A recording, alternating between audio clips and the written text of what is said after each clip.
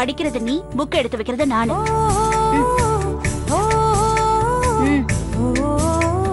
வரோமா? என்னடி இது, ரெண்டு பேரும் ரெட்ட நாதாசுரம் மாதிரி ஒரே குரல்ல முழங்குறீங்க? இனிமே அப்படிதான்மா. வரோமா வரோமா. பாய்க்கா.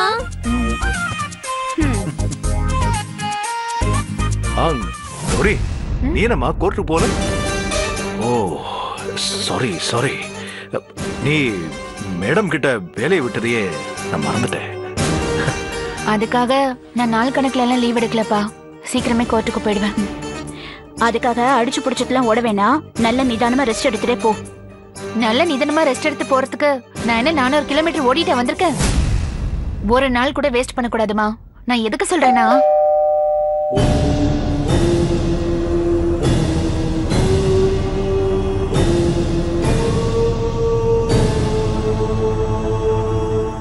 வேலா உள்ள வா மாப்பிள.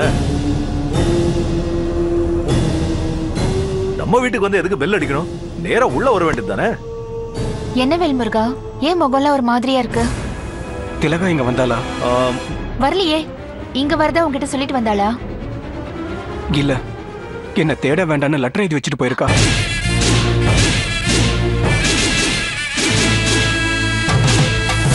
என்னது தேட வேண்டான்னு லெட்டர் எழுதி வச்சுட்டு போயிட்டாளா?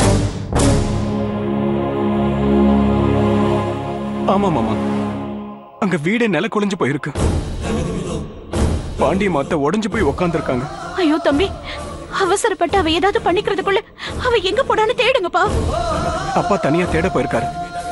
ஒருவேளை திலகா இங்க வந்திருப்பாலும் நப்பாசில நான் இங்க பார்க்க வந்தேன். இங்க பாரு, முதல்ல திலகாவோட போட்டோவை போலீஸ் ஸ்டேஷன்ல கொடுத்து காணோன்னு கம்ப்ளைண்ட் கொடு. அவங்க திலகாவோட போட்டோவை எல்லா போலீஸ் ஸ்டேஷனுக்கும் ஃபார்வர்ட் பண்ணுவாங்க. சீக்கிரமாவே கண்டுபிடிச்சிருவாங்க. ஆமா, அதுக்கெல்லாம் வாய்ப்பே இல்ல. விஷயம் வெளியில தெரியாம தேட சொல்லிருக்காங்க.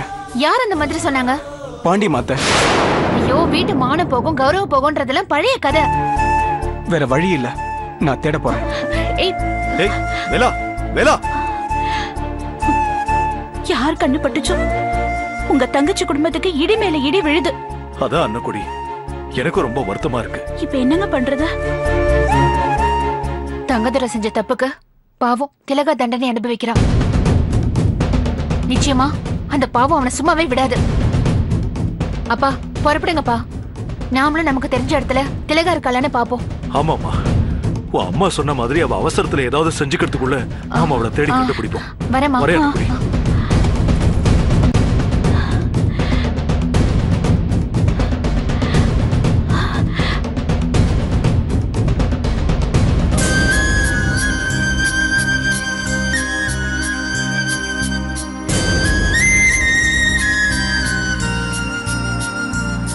தெய்வமே, திலகா செஞ்சது தப்புதான். ஒரு பொண்ணு செய்யக்கூடாத தப்பு செஞ்சிருக்கா. அதுக்காக அவ உயிரை பறிச்சிடாத. பாவம் அவளோட அம்மாவும் அப்பாவும். அவங்கள துக்கத்துல தள்ளிடாத தெய்வமே. நீதான் தெய்வமே. திலகாக்கு எதுவும் நடக்காம நல்லபடியா வீட்டுக்கு கொண்டு வந்து சேர்க்கணும்.